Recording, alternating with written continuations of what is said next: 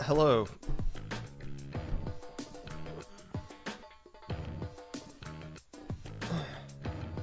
I'm literally uploading an episode to Spotify right now, or Anchor, I guess. Anchor by Spotify. It took me 2 full days to completely figure it out, but we got it. I'm honestly more excited about that than today's episode, to be honest. Let's get a little higher angle here. Sorry if this looks... Yeah, that's good enough. That's good enough. It's actually not as difficult as I thought it'd be, because there's this thing called Anchor.fm, and it's super dummy friendly, which works out great for me.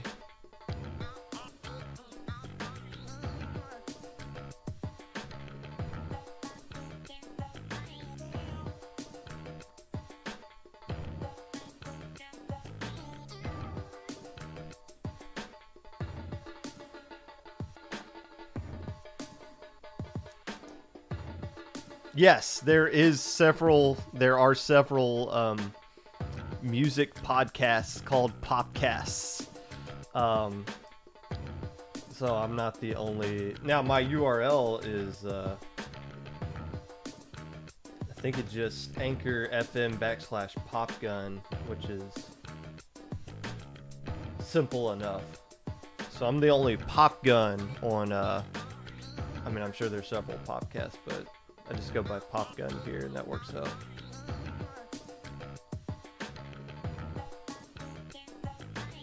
Gosh, now I gotta actually spend time making sure this all... I put very little effort into making my Twitch look good, my YouTube look good. Now I gotta make my Spotify look good, but hey, we're moving up in the world. Accessibility is what all the girlies like.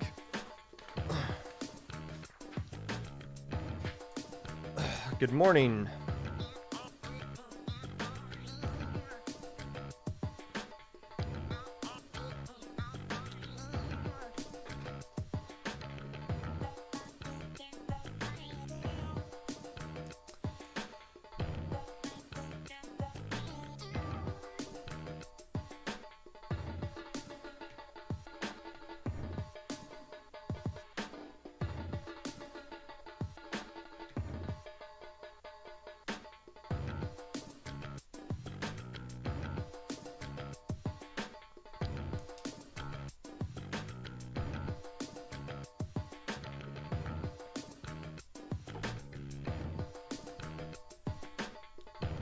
SOS is tonight, ain't it?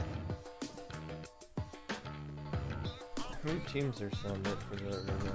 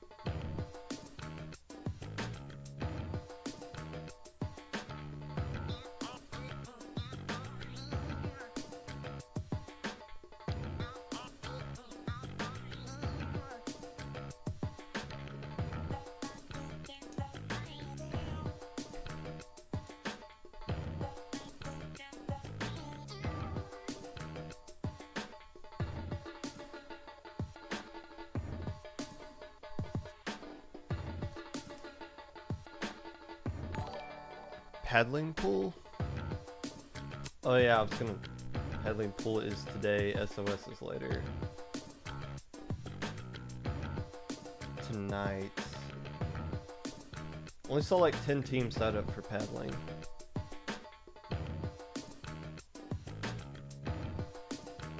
SOS 29? No, we're at 28.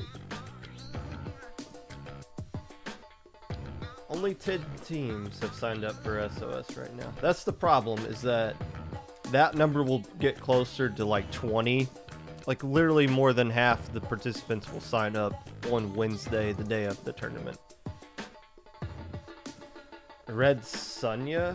Is that a pickup or something? No, that's all the same guys.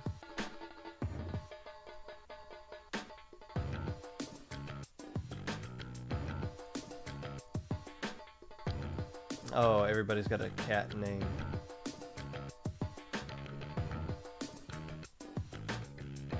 Three A Meow.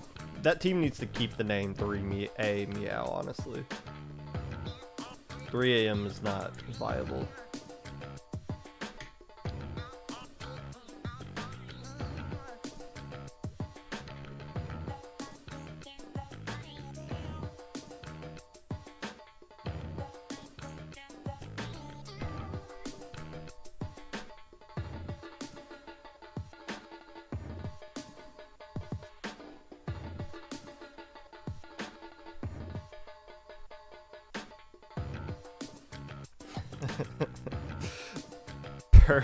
Persistence.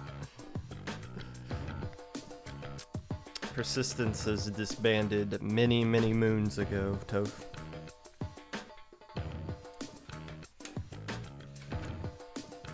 They Kermit.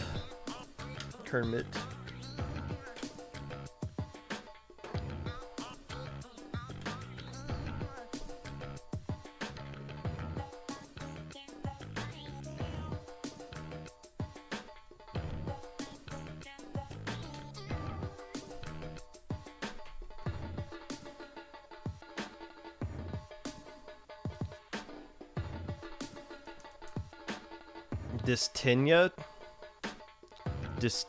What is that?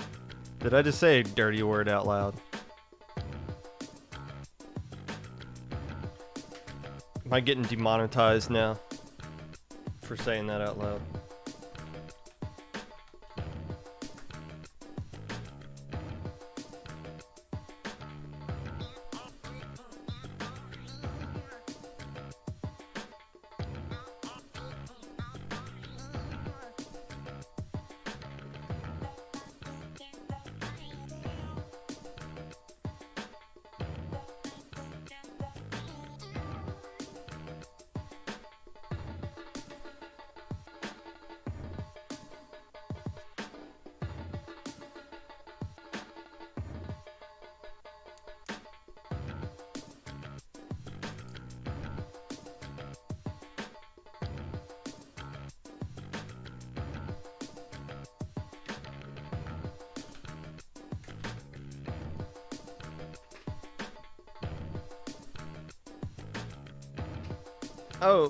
Oh wait, no, that's not.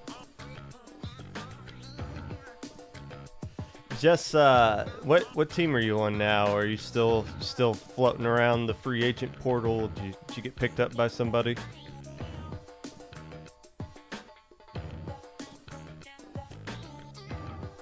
Ice Shard. One Div 2 team to another.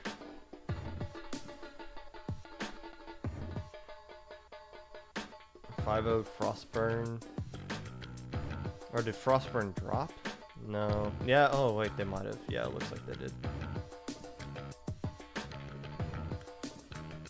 Div 2 and 1 are the two divs I've paid the least amount of. No, I paid attention to Div 2.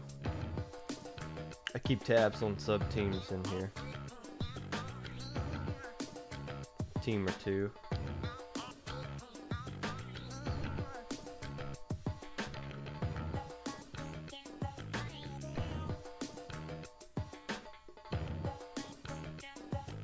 Massacre dropped and Frostburn? They're not in the same group though.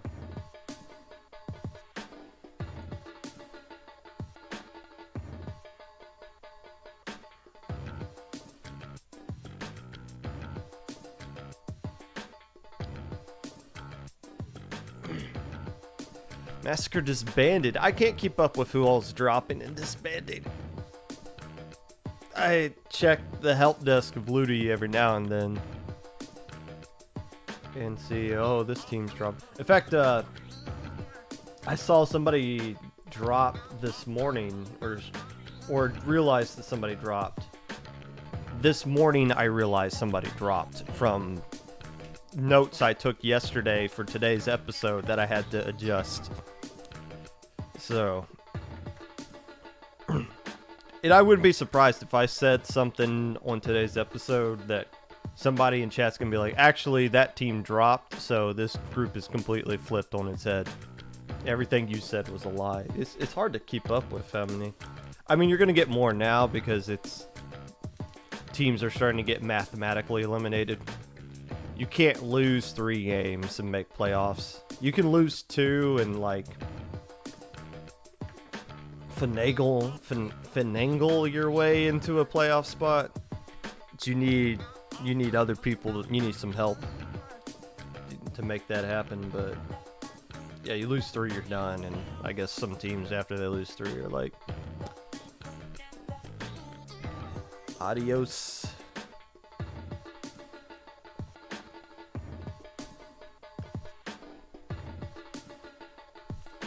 You're holding out well in Div 1 scrims? Well, there you go. Next Luti season, make sure you put that in your team application. We scrim Div 1 teams, and then we'll, oh, well, that means you got to be Div 1. We do really good in practice.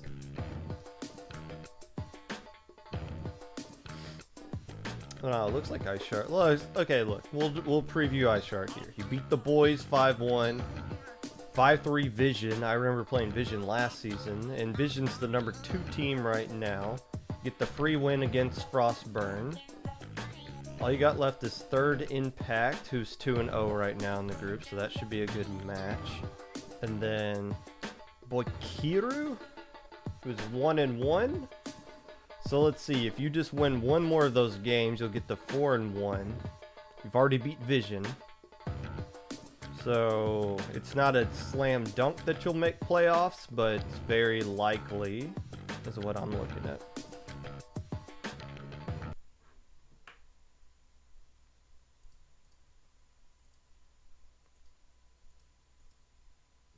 Turn off the wrong thing.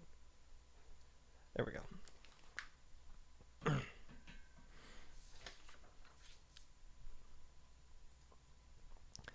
Hello, friends, and welcome back to the Popcast.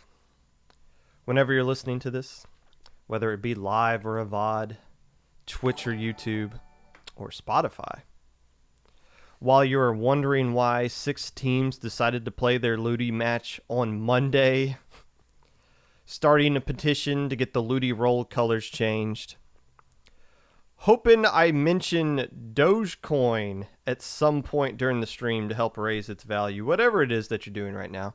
I appreciate you taking the time out of your day to listen to this. Unless I don't.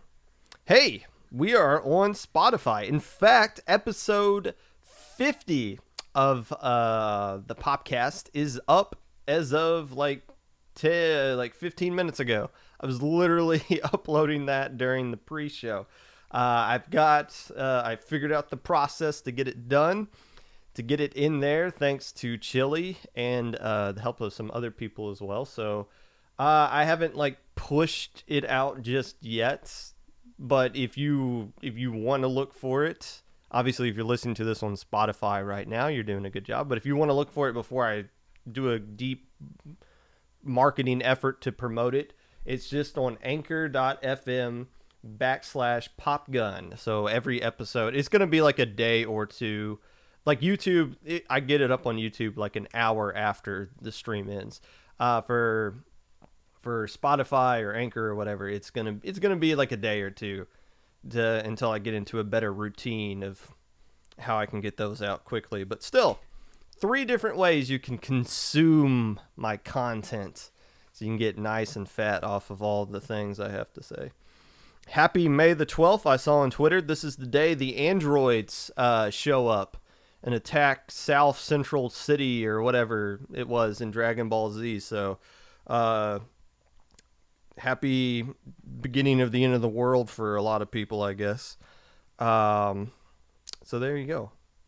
And if you're interested in Luti stuff, if you missed the episode last week, obviously it's up on YouTube and Spotify. But this, if you only tune in for the Luti stuff, we did have a conversation with Amil, the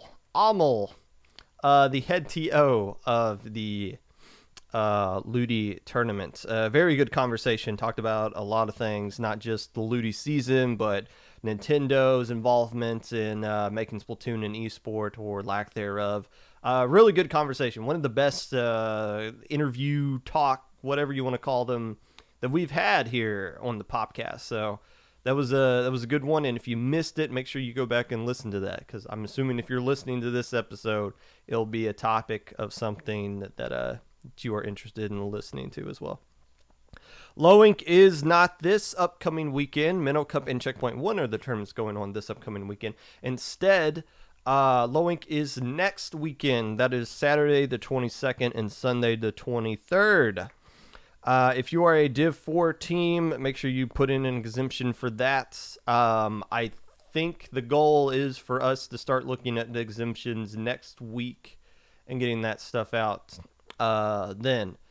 I'm not the person who makes the final decisions on anything, and I'm not announcing anything here. All I'm saying is if you're a Div 4 team, it would help us out if you put in an exemption now versus later. Or if you're anybody who thinks you should be putting in an exemption, put in exemptions now instead of waiting till last minute. Several people, since we started closing registrations on Friday instead of waiting until an hour before the tournament to close registration, several people have been getting left out of Low Ink because they're not registering in time, or they think they can just, I'll just put down my team and then I'll just add a bunch of people after the fact. Like, no, that we can't have time to verify your guys. You're not going to be able to play. So if you have somebody who you think is sus, make sure you get that exemption request in sooner rather than later. Today, we are going to be discussing Week 3 of the Luti season as far as Div 5 through 8 is concerned. Maybe we'll look at Div X through Div 4 again as it gets closer to playoffs. Maybe I'll do a playoff prediction for each Div around Week 5 or something like that. I don't know, but there's nothing interesting that caught my attention that I haven't talked about already, either on the last episode of the Popcast or before, that I want to mention right now. Other than, I guess, congratulations to Ice Shard for being 3-0 in your group. Attaboy. But first, it doesn't really feel like Week 3, does it? Like, it feels like it's Week 10. Maybe Week 20. It feels like that we're already well into the Luti season and not just now crossing the halfway mark. Maybe it feels that way because it is technically Week 4 and I'm recapping Week 3. But still, it feels like we've been doing this for a while now. I start to wonder if there is some fatigue starting to set in, not just so much so into the Luti scene, the Luti tournament as a whole, but more so the competitive scene in general because of Luti, or the extra stress that Luti puts on teams over the course of the season. One thing I've been kind of keeping an eye on is the lack of participation in other tournaments outside of Luti. Specifically, tournaments that happen on the weekends. Weekday tournaments seem to be doing slightly fine. You see a little bit of a drop-off, but weekend tournaments are where teams, especially in these world groups where you got the team you're playing with is usually across the pond from you, so you always have to come up with a time that works, which usually defaults to a Saturday or a Sunday.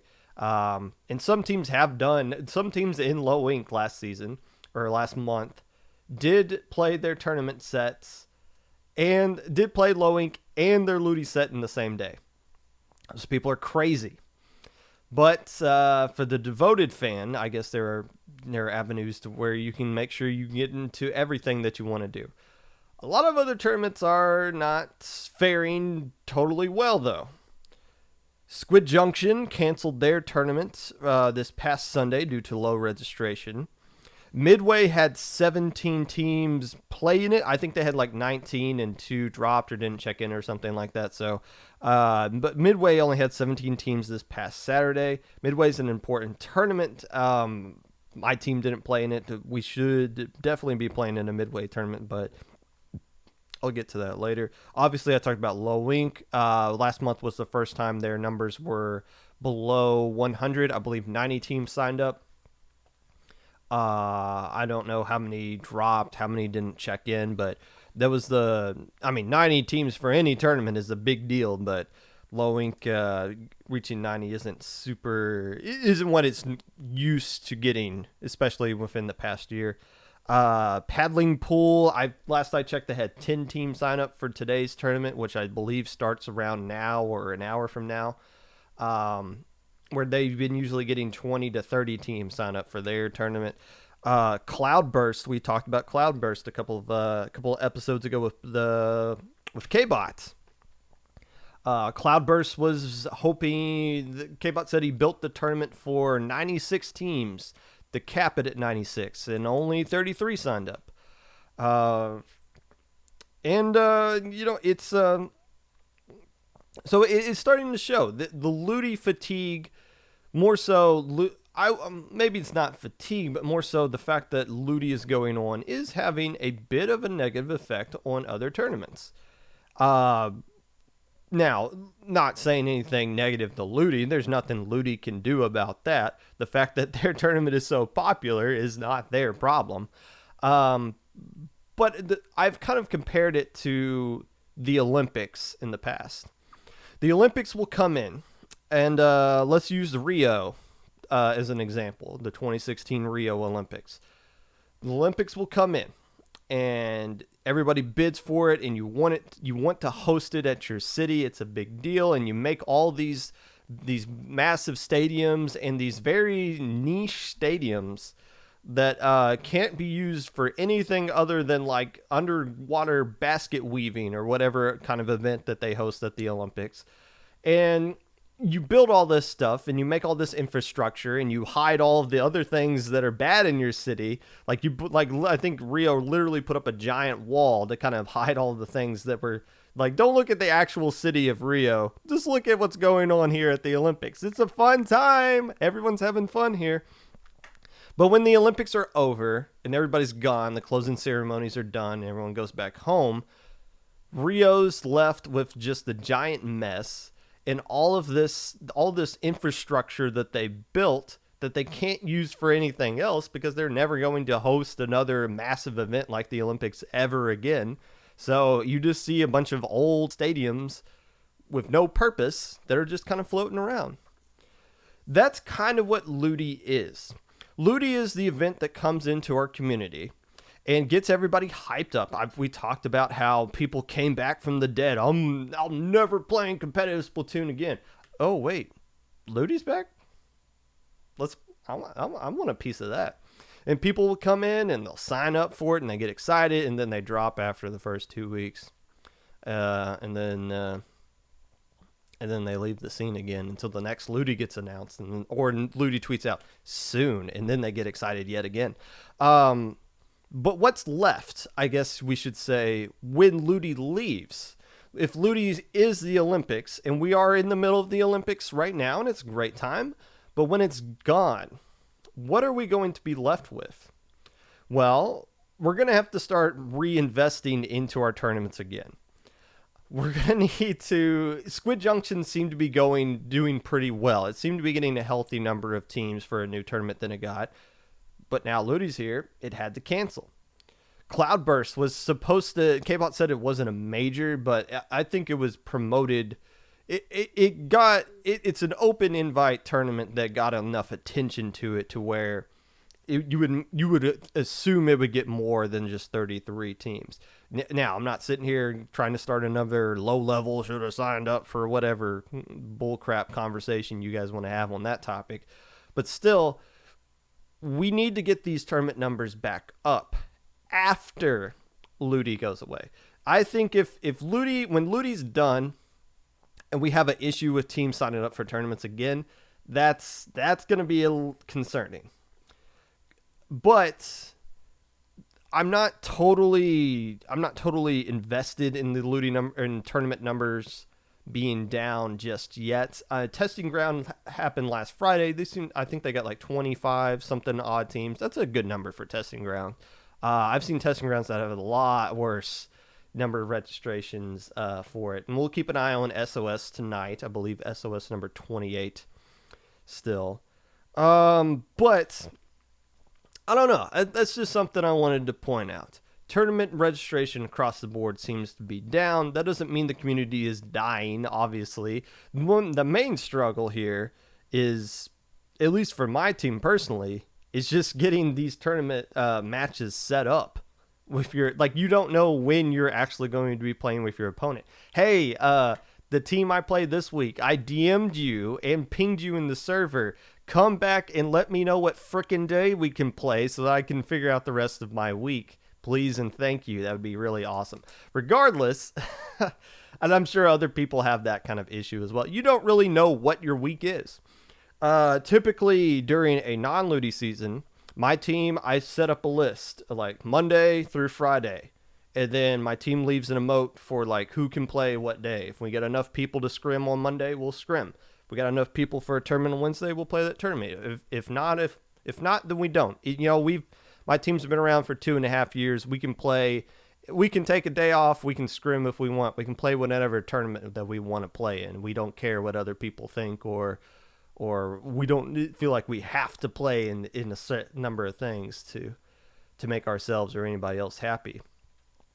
But during Luti season, we can't really do that because we have no idea what our week is going to look like. Like, Luti season is literally just a day by day.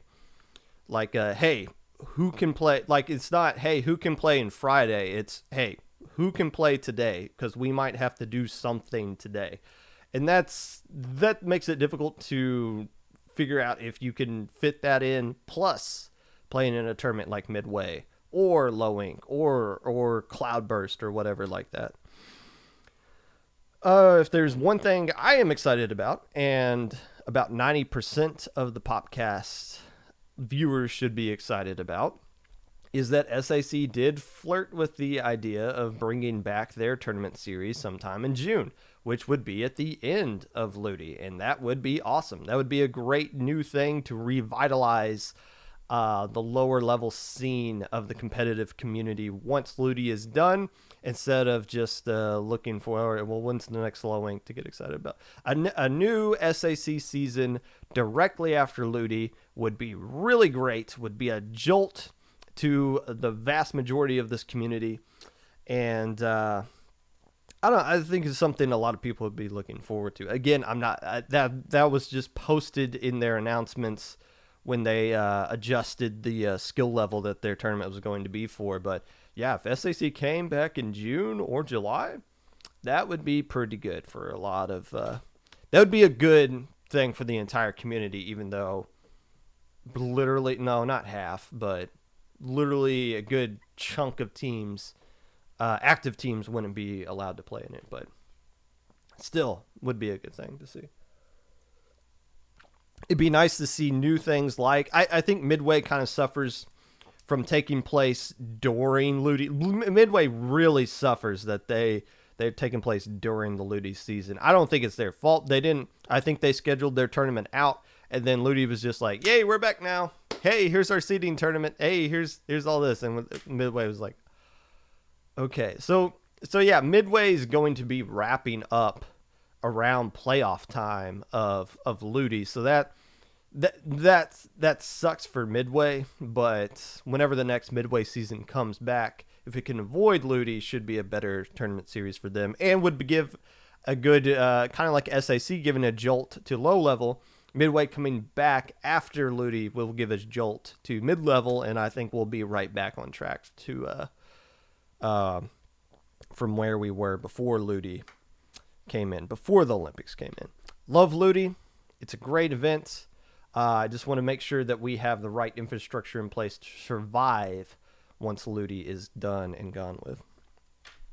That being said, let's take a look at Luti. The matches going on, and we are going to start in reverse order. Instead of me getting drained by the time I get to Div 8, we're going to get drained by the time we get to Div 5. So let's go down and work our way back up. Start from the bottom and then get about halfway.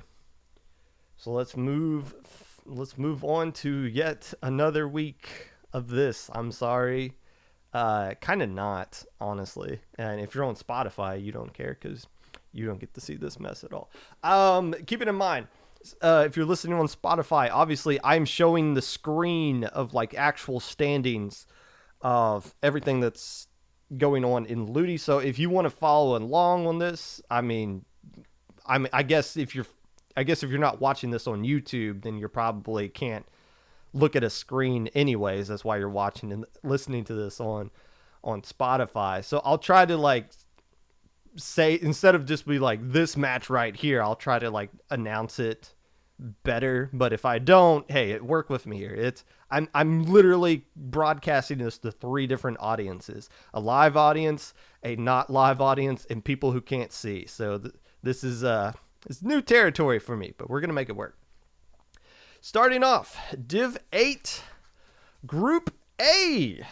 Now, there's not going to be a lot of groups in Div 8 that are going to be fun to talk about, but this one actually is. The matches in round 3, Crossfire lost to Overthink 5-1.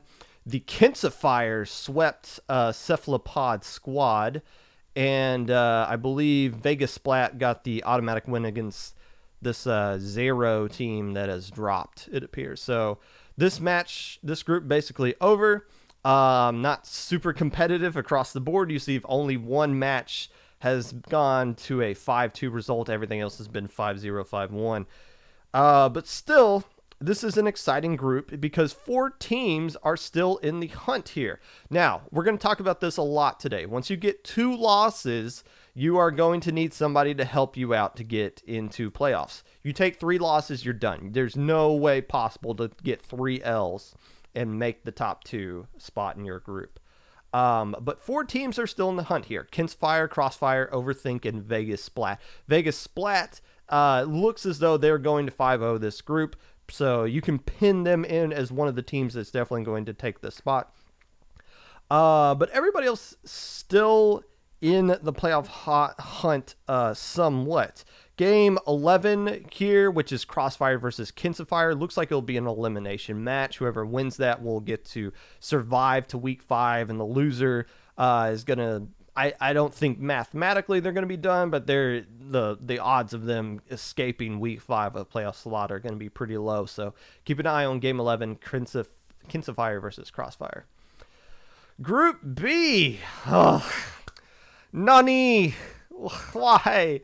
This is just a dumpster fire, dude. Okay, so here I think we only got 3 teams left, technically, in Group B. There was a bye. Booyah Blitz appears to have dropped. Project 62,045, I think, has dropped. So there's only 3 teams left here, and 2 make the playoffs. So it's going to be last man standing. Have we only played 1 legit game in this group? We have only played 1 legit game in this group, and it was a good one.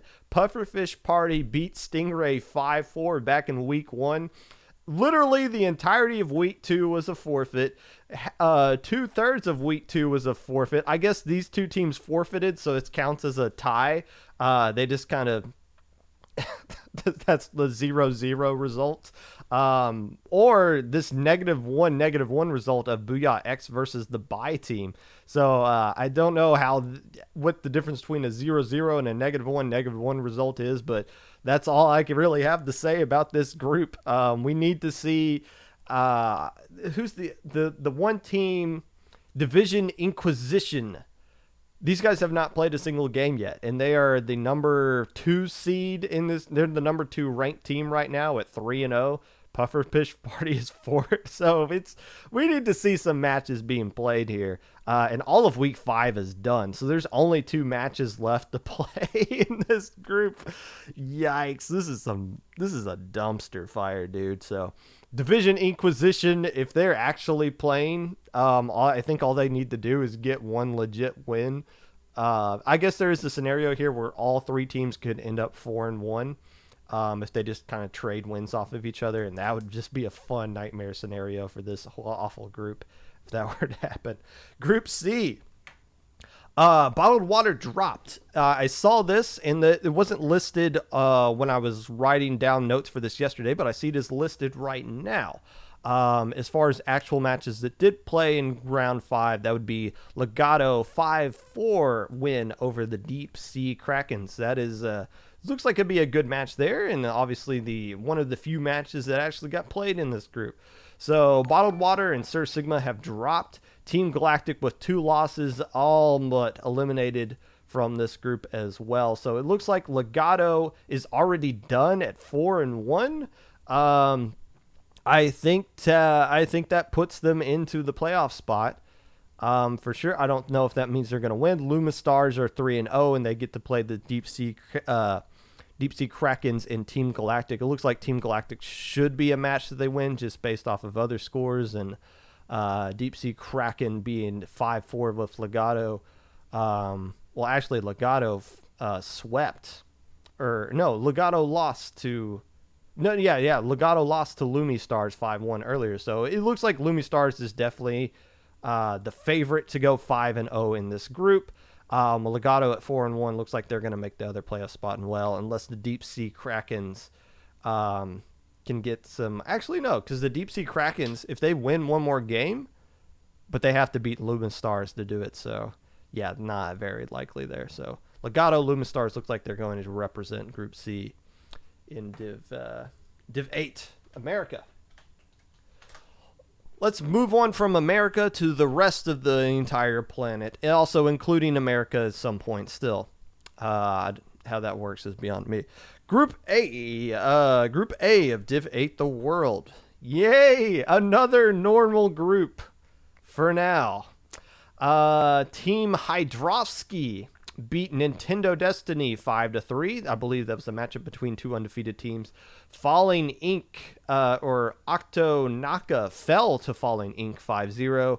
And Sheep's Cavalry lost 5-1 to Oofish. Who are these guys? I don't know, but Falling Inc. and Team Hydrovsky are both 3-0 at this point, and they play each other in week 4. So we got a huge matchup here that could be a group championship match between Fallen Inc. and Team Hydrovsky. Winner goes to 4-0, guaranteed a playoff spot at that point. Loser drops to 3-1.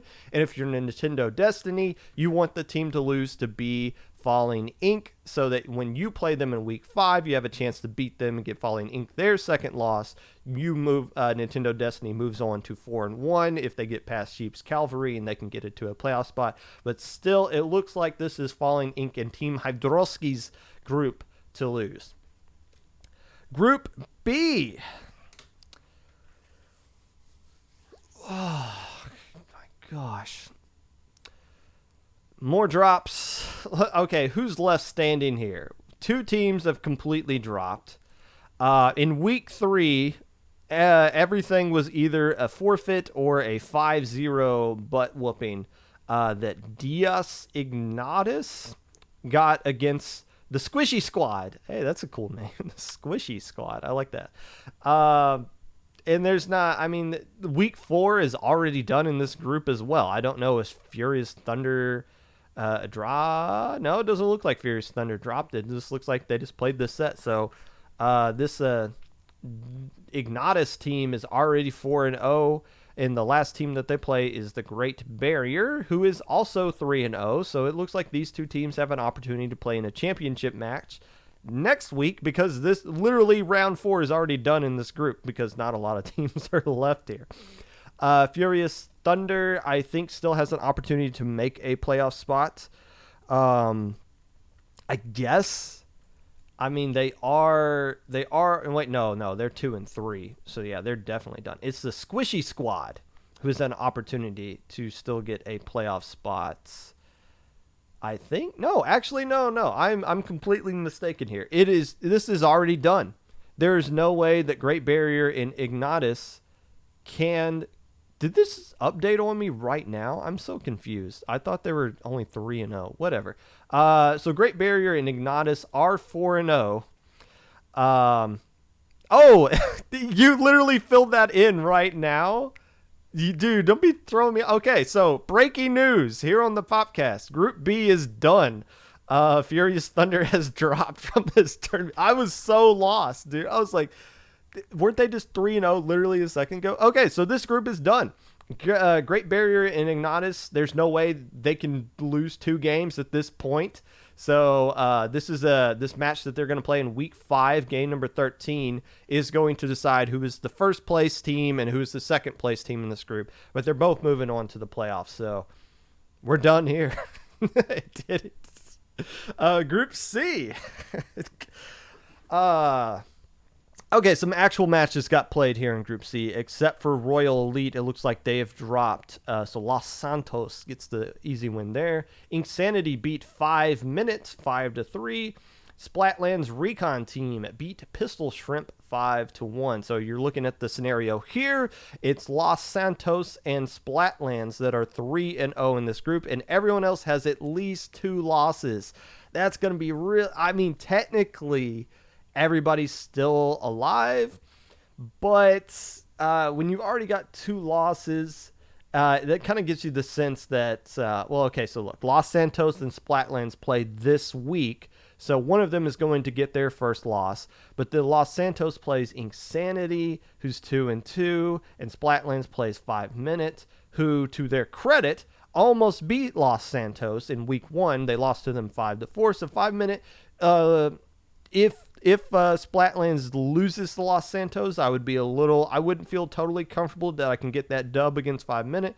But if Splatlands wins against Los Santos, I think this group is over. I think those 2 teams mathematically move on to the next round unless Insanity pulls off some crazy upset. Moving on to Div 7, Group A. And this one's going to be a little bit ugly too, folks. Div 6 is the golden child. Div 7 is the redheaded ginger. Looking at matches in Group A, America. Only one match got played. Derek Burnett in round 3. Ink Mortals survived the deep sea cephalopods. So that's cool. And one of the few matches in this group that didn't go as a 5-0 butt whooping. So where we stand right now, I don't know. 2 teams are sitting at the top undefeated. Power Inc. and Ink Bashers. The problem is being undefeated, they're only 2-0 at this point. So it's not, I mean, I guess you could say you're somewhat comfortable thinking that they can be a stronger team, that those 2 teams could be a slightly safe to make the playoffs, but we need a little bit more information here. I feel like 8-Ball played Power Inc. pretty well here, 5-3. So 8-Ball might be a team. Even though they've only got 2 losses, they can still play kind of a spoiler role here. Actually, no, they've already played Ink Bashers as well, so that wouldn't be a team that could play spoiler. So Power Inc. and Ink Bashers were supposed to play in week 3. It looks like they got rescheduled, so that might be a championship match that gets played during the bye makeup week. But as far as this group is concerned, I think we need a little bit more information. Ink Mortals at 2-1 seem to be in a position to still control their own destiny if they win out. Because they played Power Inc. and they haven't played Ink Bashers yet. It looks like they play Ink Bashers this week. So after that Ink Bashers Ink Mortal match, we'll have a better idea where this group is, but these guys just need to get their games in. Group B. Literally nothing has changed since last week.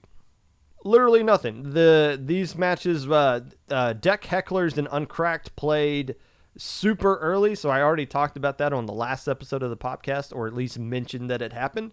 And no other match got played. Everything else has been a drop, so there's nothing really to say about this group. At least Psychedelic Air Launchers, the PAL team. By the way, shout outs to PAL and ITAP, who recently got endorsed by their university. Purdue went the way of the San Diego team and actually started supporting their team. So I don't know if they're going to stay the Psychedelic Air Launchers much longer, if they need to change their name to like Boilermaker Esports or something like that. But hey, shout outs to those guys. And that it makes me think, since PAL is a team that actually, even though they're not doing super hot, they are actually active. And Uncracked played last week. That gives me hope that maybe one game will actually get played in week 4 here.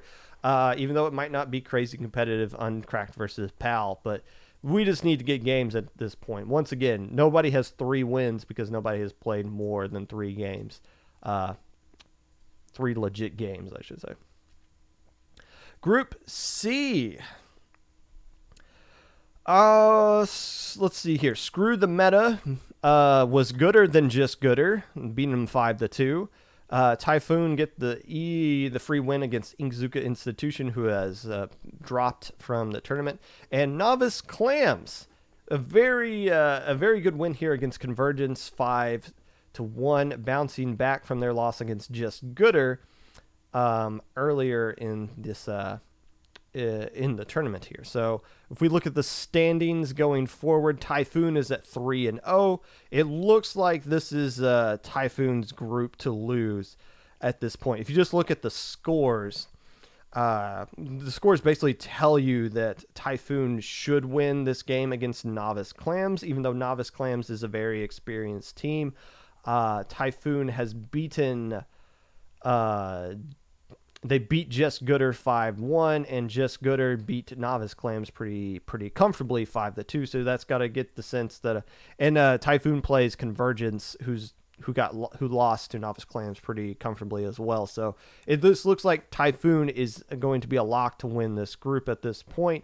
And then it just comes down to Screw the Meta and Novice Clams, who have not played yet, and instead will play in week 5. That could be a match where the winner moves on to playoffs, and loser gets to start prepping for SAC early. Group D.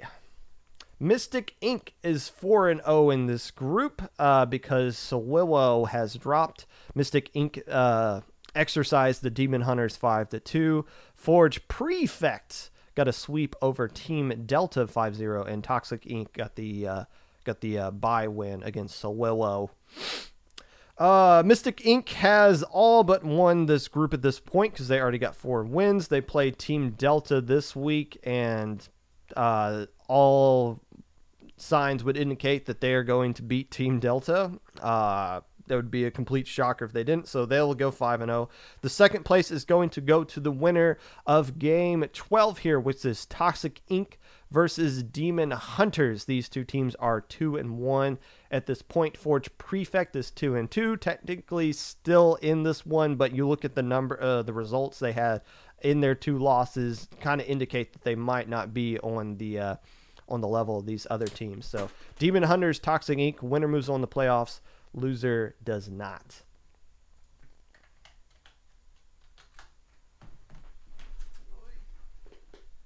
Moving on to Div 7, the World. And we are at Group A. Now, I said this group, everything in week 1 and 2 was a 5-0 result. I said everything in week 3 was likely to be a 5-0 result as well. I was wrong. Sparkling Sea only beat Coral Underground by a score of 5-2. So Coral Underground being the first team to lose in this group, but also put up at least some sort of effort in the defense to stay alive here. Nebula Inc. and Psy Guys, I guess is how that is pronounced, did not play. It doesn't matter. Nebula Inc. is going to win that. They're going to win the whole div. Sorry. Slashers, however, the team I think is going to take that second place slot in this group, beat Cephalopop 5-0. So everyone's tied at 2-1. Sparkling Sea is at 3-0. And actually, you know what? I might have lied about the Slashers. I forgot. Sparkling Sea here has played more games. But we don't really, it's hard to compare everything when everything's just a 5-0 stomp at this point. But Sparkling Sea and Slashers are going to be set up for a second place match, which is going to be in round 5 against each other. But yeah, Nebula Inc., they're done. Unless they drop in this tournament, they're going to win Div 7. Group B. This one is a little bit more interesting. First off, recap: Damage Inc. Plucked the berries 5-0. Hell Kings cashed in Bit Clam to beat them 5-2, and Starfall got the win over Galaxy Inc. Because they dropped from the tournament. Let's see, as we look at the standings here, Starfall and Damage Inc. are the 3-0 teams, and they play each other not this week, but next week. So if Starfall gets past Hell Kings, Damage Inc. gets past Bit Clam, those two are a lock to make the playoffs, and then they just have a championship match to decide first or second in week 5. You always like it when week 5 has that one juicy matchup that has meaning to it. That's not the case in some of these groups, but it looks like that's going to be the case here in Group B. Hell Kings are still in this one somewhat. They have to win against Starfall. They'll get past Galaxy Inc. Well, I mean, they already did because Galaxy Inc. dropped, but Hell Kings have to win this one against Starfall this week. If they do, they're going to be 4-1. And they're at least set up a tiebreaker situation if Damage Inc. goes undefeated, where they'll be tied with Starfall. But if Hell Kings does not, then it's pretty much over for this group. Group C. Booyah X got the auto win against Tentacool Splatoon. Version 2.0, who I did not realize dropped until I checked Rising Tide's Twitter. Rising Tide tweeted this morning that they made the playoffs in this group, and I was like, wait, no, you didn't. Version 2.0 is in this group. And then I saw version 2.0 dropped, and I was like, oh, okay. So everything I wrote down for this group in my notes, I just got to throw out the window and just go right off the bat here. I will say, though, this Rising Tide versus Shipshape match that happened here in Game 9, where Shipshape won 5-4, this one was streamed on LSL, and I watched it, and it was a really good set. I like LSL streams. It's a good quality, especially for these lower-level Luti sets that don't get a lot of attention. So it's good that they got a set on stream that went to a Game 9, and Shipshape was able to pull it out there. Rising Tide, I believe, had a 2-0 lead in that set as well, and it looked like they were on their way to just kind of rolling past Shipshape, but oddly enough, the two teams that have C names here, I guess the ship was able to stay shape despite all of the Rising Tides and overcame them in Game 9. So those two teams, I guess, are done. I mean, Rising Tide said they may, nobody can touch Rising Tide at 4-1 because everybody else has at least 2 losses. Shipshape's at 4-0. So Shipshape has to play Baby X, and they should beat Baby X. So yeah, Shipshape's going to be your number 1 seed. Rising Tide, number 0. Unfortunate just because 2 teams dropped in this group. Group D, the last group in Div 7. Free Painters get a statement win against Eek Reapers 5-1. The Night Logic splatted Splatrix 5-0 in Royal Flames and Devil's Anchor. Said, we'll catch you guys in the bye week. We'll reschedule this one here. Free Painters, Ink Reapers, those two teams went into that match at 2-0, and Free Painters dominated with a 5-1 result here. That is a statement win. That is going to put them in the playoffs. Ink Reapers should still make it. It kind of depends on how they do against Royal Flames. Royal Flames still at 1-1, so they're the other team that only has 1 loss at this point. So this Game 11 matchup here in Week 4, Ink Reapers versus Royal Flames, is going to be significant. Winner makes playoffs, loser doesn't kind of scenario, but Free Painters, my goodness, they seem like a really strong team here in Group D. I don't see a scenario where they do not win this group, much less make the playoffs.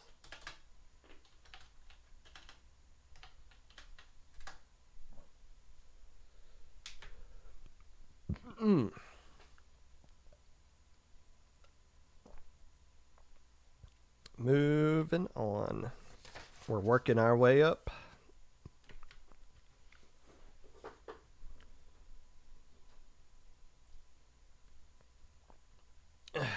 Div 6 America.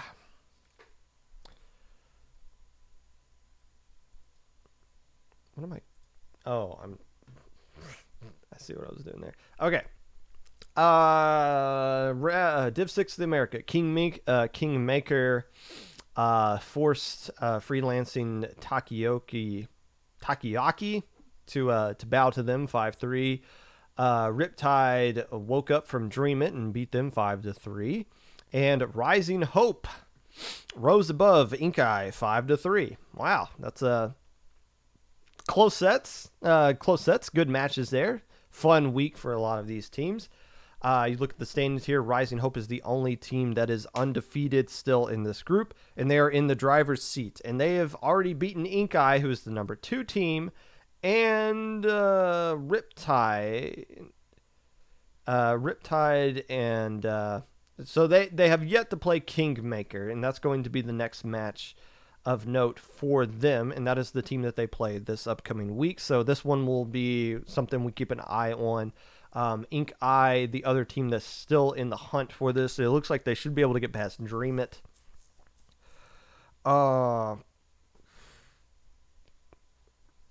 And has Ink Eye played Kingmaker already? It looks like they have, actually. Yeah, Ink Eye beat Kingmaker 5-1 pretty comfortably. So this group should go Rising Hope number 1, Ink Eye number 2. Kingmaker still technically alive, but they're gonna need to pull a monster upset here against Rising Hope. It doesn't seem likely that they can do that, but still, that's a match we'll keep an eye on. Group B. Cephadonts fell to Hydra 5-2. Booyah X and Morphonites did not play, and Outcast Ninja and Cracked. Outcast Ninja's getting the win there 5-2. I did watch that set, and that is a sneaky 5-2 result. That is a really sneaky 5-2 result. I've watched this set several, like all but like 2 matches.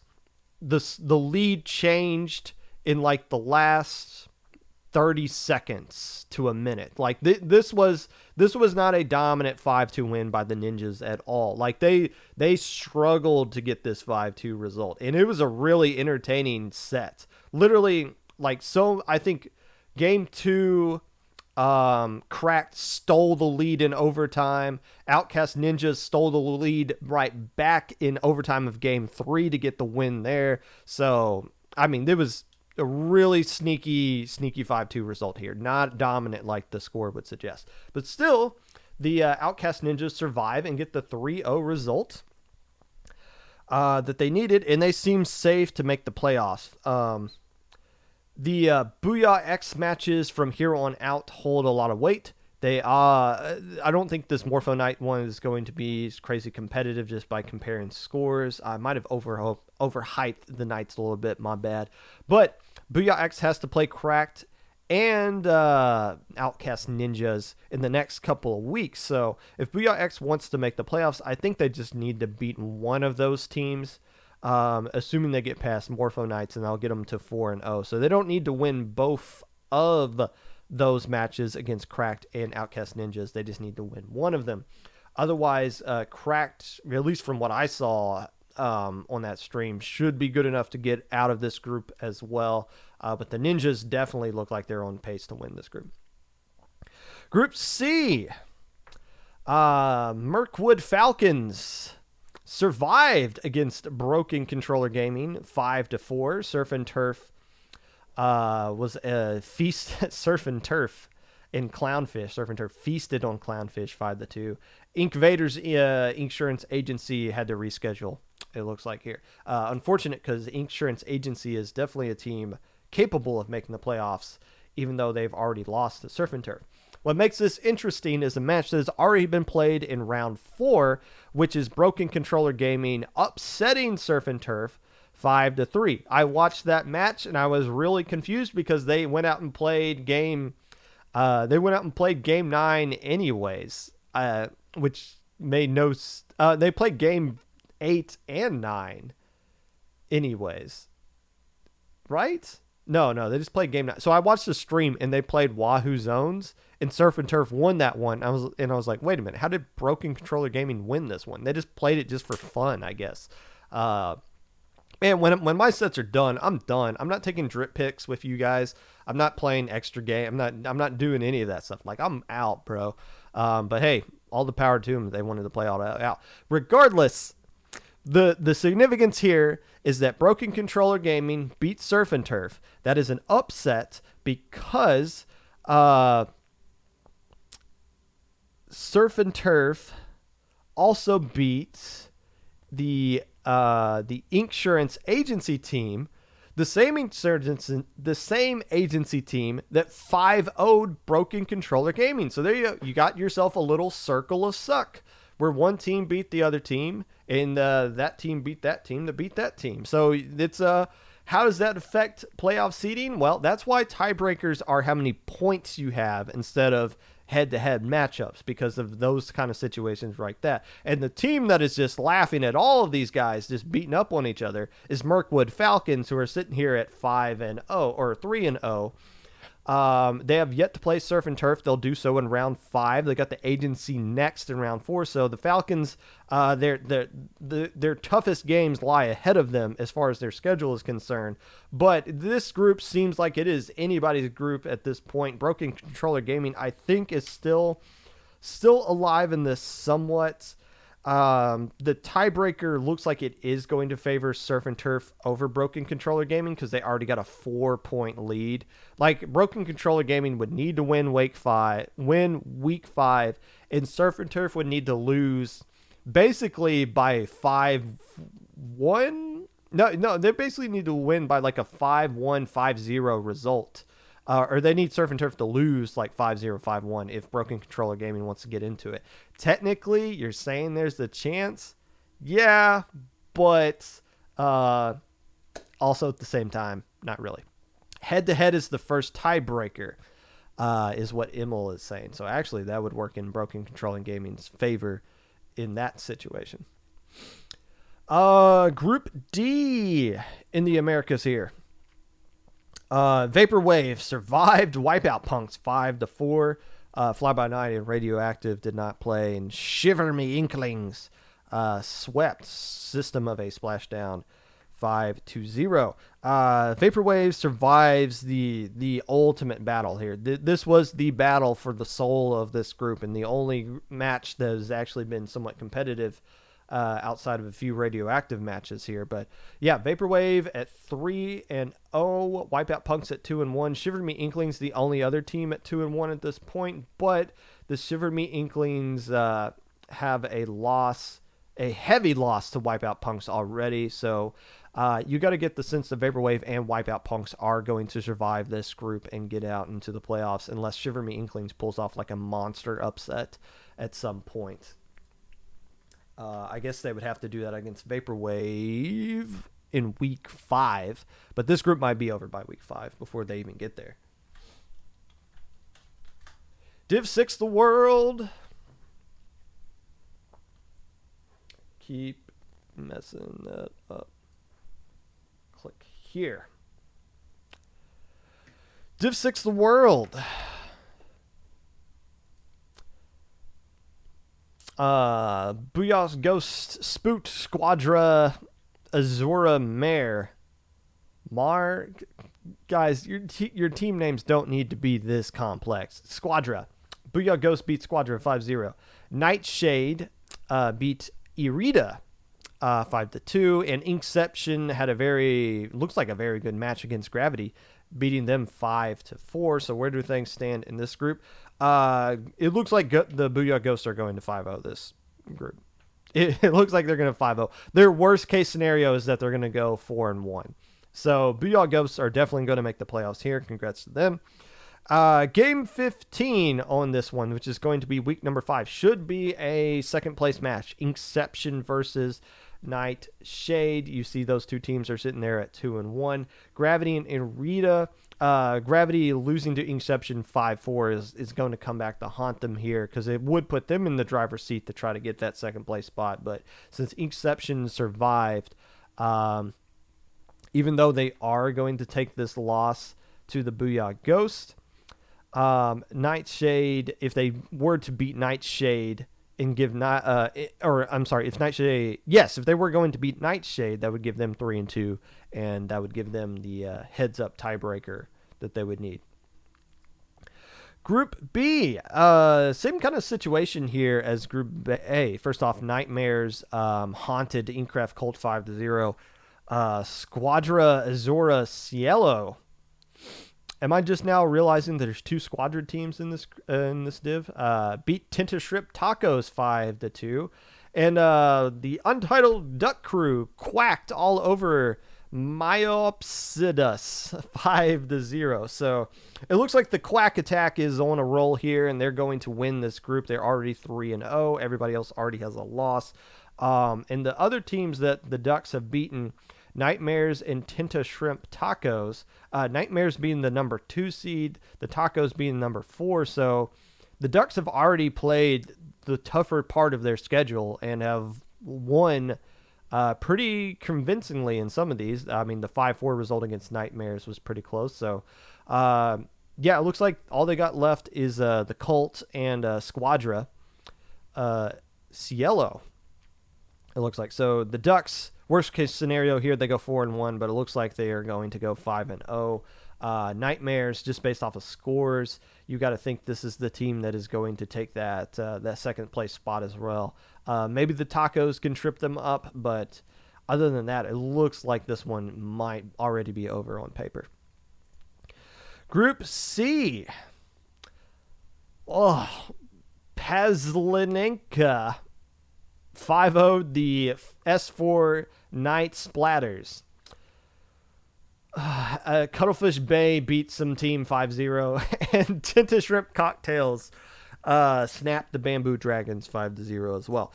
So, in this group, I do want to explain something. Oh, wait, no, I'm skipping ahead. I'm looking at the wrong one. For this one, Cocktails have already beaten teams 2-4. They are in the number 1 seed. Cocktails are 3-0. And again, the teams they beat are the teams currently in the 2nd, 3rd, and 4th place slot.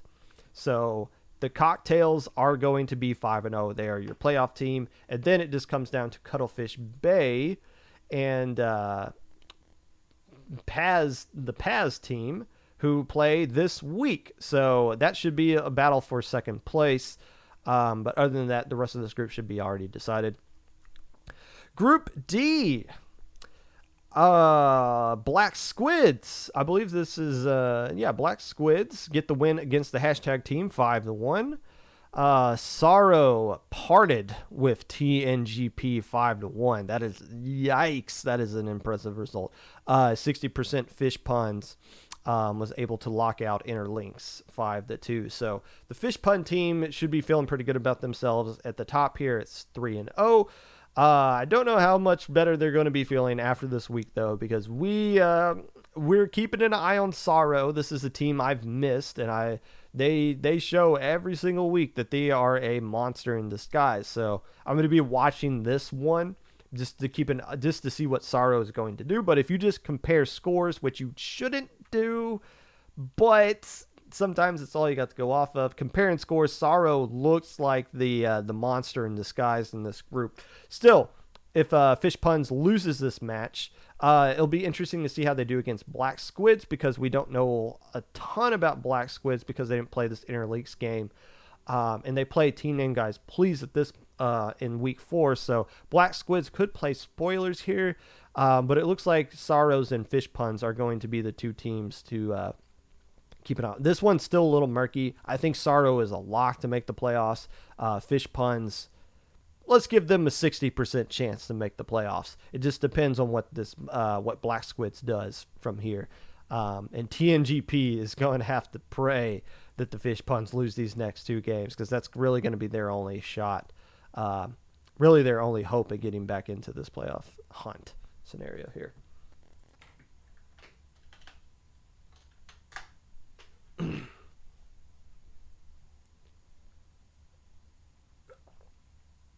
Squadra Azura Mare is Sam. Okay, that worked, but then the Squadra Azura Cielo team is got to be SAC or SAC. Easy C For whatever reason people call it that, I don't understand.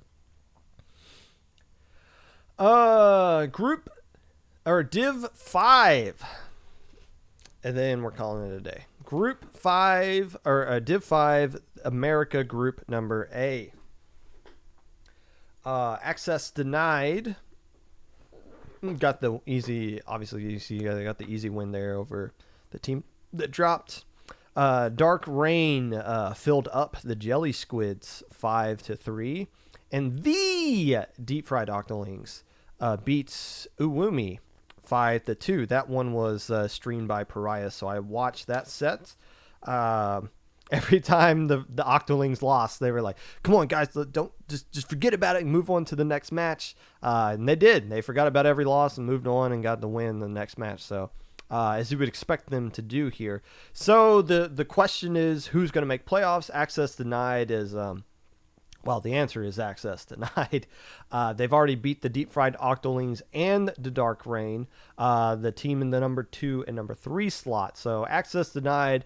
There's the toughest part of their schedule is already over and done with. So you would expect them to go 5-0 here, which means the winner of Dark Raid and Deep Fried Octolings is likely to make the playoffs. And lo and behold, they play right here in week 4, game number 11. So winner of this one, definitely going to watch this stream if Price streams it again, because this one is going to have heavy playoff implications for this entire group. Winner moves on, loser does not. Group B. The dream continues for Dreamscape, 5-0 over Karma. Inkstrike Inklings struck Riot 5-3, and 3 a.m. I guess they play good at just about any time as they beat Enigma 5-1 here. For this group, Dreamscape, are they completely undefeated? No, they dropped one game to Riot last week, so they are currently 15-1 per games. Inkstrike Inklings maybe can threaten to get some wins, a win against them here, and they'll need to if they want to keep their playoff hopes alive. Otherwise, they're going to drop to 3-3. 3 a.m. who beat Inkstrike Inklings in round 2, 5-4. That looks like that was the play-in match here. Now, Inkstrike can still control their own destiny if they beat Dreamscape, but just comparing scores, that looks like Dreamscape is a pretty strong team. But in 3 a.m., it's not an easy path for 3 a.m. either. Karma and Alpha Bracket team, Riot has made Alpha Bracket in the past as well. So did 3 a.m., even though they dropped before Sunday. So there's a couple of Alpha Bracket matchups here 3 a.m. has to get past. Not easy wins by any stretch of the imagination. So Karma can kind of play spoiler. Actually, Karma is still technically alive if they can get past Inkstrike and 3 a.m. That would even things up here, even though they're at the bottom of this group. So 5 teams still in the playoff hunt. Enigma, the only team eliminated. So a lot of matches you want to keep an eye on here, but Dreamscape's got this one locked down for sure. Group C. Labyrinth X destroyed the agents of CIA 5-1. Seki Naga beat Los Inklings 5-0. And Citrus played Killjoys really early. I talked about that last week, but they already won 5-1. This group, I feel like, is already done. I feel like the Citrus Sekinaga team matchup in week 2 was the championship match. Citrus won 5-4. I feel like Citrus is going to win this group and be a strong team in playoffs. But Seki is going to be a really strong team in the playoffs as well. The other team, obviously, that is currently undefeated right now is the Labyrinth X, and I feel like if they go back and play Lost Inklings, they should get the win against them as well. But this is where we're gonna find out who the men and the boys are, as Labyrinth has to play Sekinaga first this week and then Citrus next week.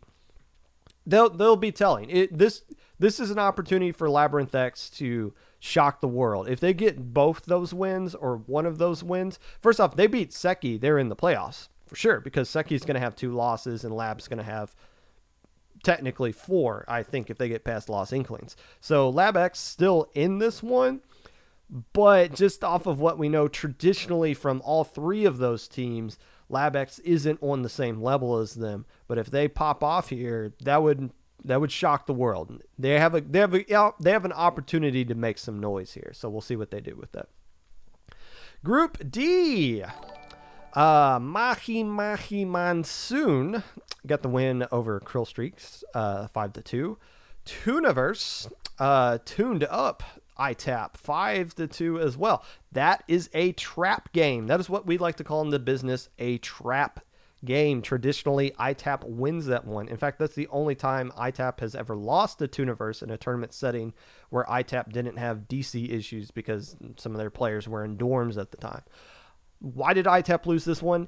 You can't really point a finger at one thing over another. It was finals week for ITAP. And that means they had other things they had to focus on. They couldn't really practice that much. I think they tried to get Tooniverse to use Tooniverse's bye week because ITAP's using their bye week this week, which means we're not going to see Amnesia for a little bit here. I don't know how that works out because they didn't play against 7 Deadly Squids this week. But Tooniverse, yeah, if another team asks you to use your bye week for them, you should never say yes. You need to save your bye for yourself because you don't know what's going to happen. You don't know if I think Mahi wanted to use theirs against Tooniverse as well. So Tuna keeps getting matched up with teams that want to use buys and, but still, regardless, ITAP's not making that excuse, but are they done with the playoffs? I think not. Technically, I mean, they don't control their own destiny. They're going to have to get past Amnesia, who's in a really good situation. Amnesia should be feeling really good that Tooniverse got the win against ITAP. But there are still 4 teams still in this one. First off, I think Mahi Monsoon, even if they trip up against Tooniverse or Amnesia, I don't think they'll lose to both of those teams. Should make it into the playoffs. I mean, they're capable of losing to both Tooniverse and Amnesia are capable of beating Mahi. So this one's still kind of murky for a lot of situations. Again, we're going to keep referencing this. Amnesia beating Tooniverse is huge now. It looks a lot more huge now that Tooniverse has beaten ITAP because now Amnesia is way more comfortable in getting a playoff spot over Tooniverse at this point. But it's just going to be an issue of Amnesia's not going to be able to play these matches because just for whatever reason, it's going to be a while before we see Amnesia play is what I'm getting at here. Just because the other team keeps using buys against them. I guess they're going to have to play 2 matches at 1 week if it comes down to it. Group D, still up in the air. We'll have to go back and watch it later. Oh. Uh-oh. Technical issues here on the Popcast.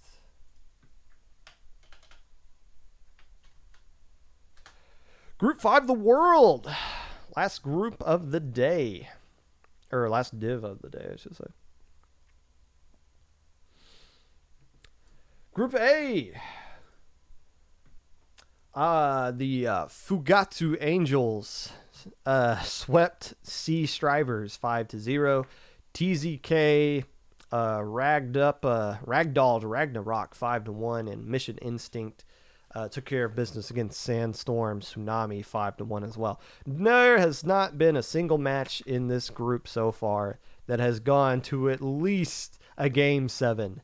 Yikes, this has been mismatch city, which, and it might still be the case going forward because the Angels and TZK, who look like they are going to make the playoffs, don't play until week 5. Mission Instinct is the one team who is in a position to play spoilers here because they're the only other team that doesn't have 2 losses at this point, or at least 2 losses. Mission Instinct has to play TZK this week. If they can get past them, then they're in a good situation. If they lose, they're done. It's going to be a stretch to see anything other than Fugatsu Angels and TZK making the playoffs out of this group. Group B, kind of the same thing here.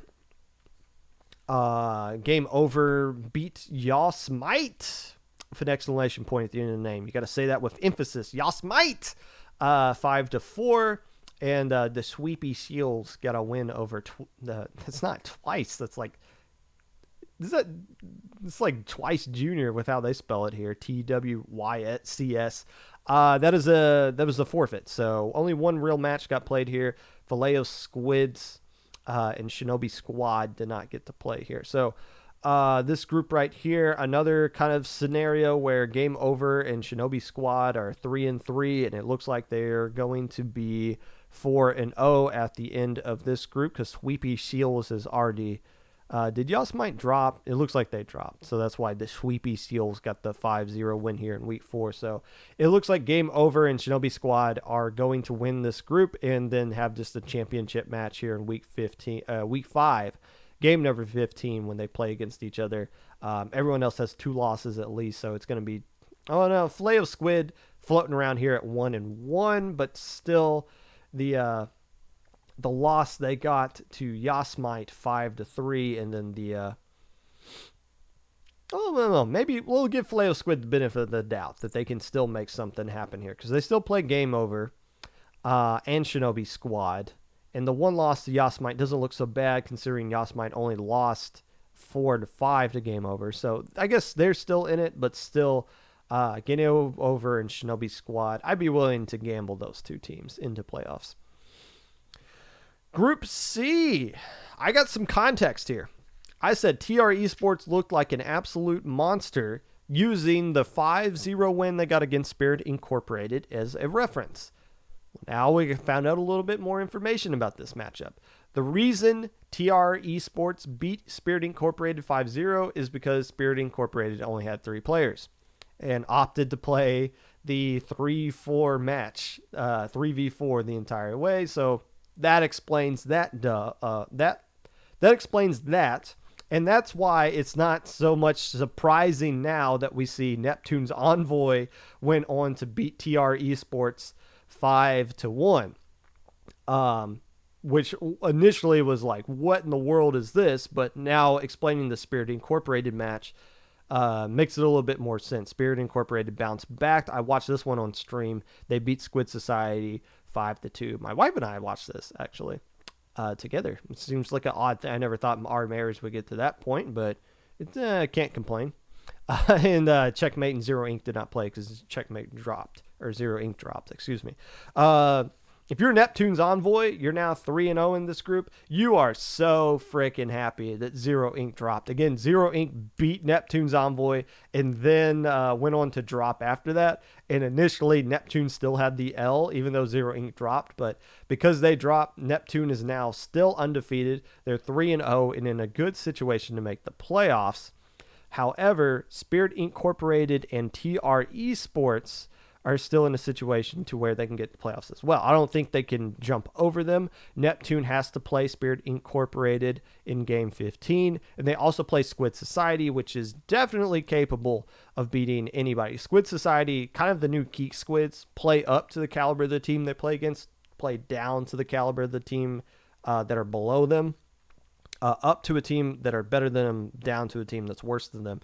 But Squid Society has a long list of a long gallery of king crowns that they have dethroned on their way to getting a lot of good upsets here. So you can't count out Squid Society, but Neptune's Envoy, Spirit Incorporated, and TR Esports still in the hunt here. And that that 3-4 loss, that 3v4 loss Spirit Incorporated had might come back to haunt them in this tournament. Group D, the Royal Group. Royal Court squiggled the Wiggly Phantoms 5-2. Kraken Warriors and Dream Knights decided not to play. And the Inkluminatis beat the Squid Knights 5-1. Inkluminatis are flexing on this group. They've 5-1, 5-2, 5-1. Everybody that they played so far, the tougher part of their schedule, well, maybe not the complete tougher part of their schedule, because they still have to play Kraken Warriors, who are currently 2-0, because they didn't play the Dream Knight. So they play them next week, but you got to get the sense that Illuminati's is going to get past Royal Court, so they should be at minimum 4-1, if not 5-0. And then that last slot for the playoffs is it's kind of up in the air at this point. It might come down to this Squid Knights versus Kraken Warrior matchup. But again, it'd be more helpful to see Dream Knights play the Kraken Warriors. I'm not counting out the Dream Knights just yet, even though they've already got 2 losses. I feel like there's probably a scenario here where they can finagle their way to a 3-2 record, give the Kraken Warriors a loss along the way, but they're going to need help. Somebody's going to have to knock out the Squid Knights, and other than the Kraken Warriors can do that. Maybe there's not a way the Kraken Warriors can go 3-2. Yeah, actually there is, but yeah, there is a path for Dream Knights, but they have to beat Kraken Warriors in this matchup and then get some help from somewhere else. So there you go. Week 3 in the books, recapped. 2 more weeks to go and some playoffs, and we are out the door. We're going to be back on Monday. When we do, we're going to recap Minnow Cup and Checkpoint 1 tournaments going on this Saturday. Might do 3 Popcasts next week. Might do the recap on Monday. Might do Luti stuff on Wednesday. Might do a Low Ink preview on Thursday. Do I really hate myself that much to where I'll do 3 Popcast episodes in a week? Possibly. Midnight's not in our group, so we don't have anybody to play that week. Unless, Luau, I know you're in chat. Unless you guys want to play next week or the week after, it don't matter to me. Regardless, if you would like to be a part of the Popcast in any way, feel free to reach out on my socials below. Twitter at Mr_Popgun, Discord at Popgun, hashtag 5882, YouTube at Popgun20 at 25 Popgun, Twitch at Popgun25, Spotify at anchor.fm/Popgun. I got way too much crap now that I gotta plug. Too many different things to promote. Once again, if you want to watch this on YouTube, it'll be up in about an hour. If you want to listen to this on Spotify, it should be up in like a day or so. Now that I've got a system, when I get this episode up, I'll start promoting all my Spotify stuff so that everybody is aware of how to get to all the different ways that you can consume my content. Let's just go raid Grub Dog. I believe is speed running. Maybe not speed running, but at least playing Super Mario Sunshine. Thank you for watching. Go get an injection when you can. Wear a mask when applicable. Don't do stupid stuff unless you really feel like it.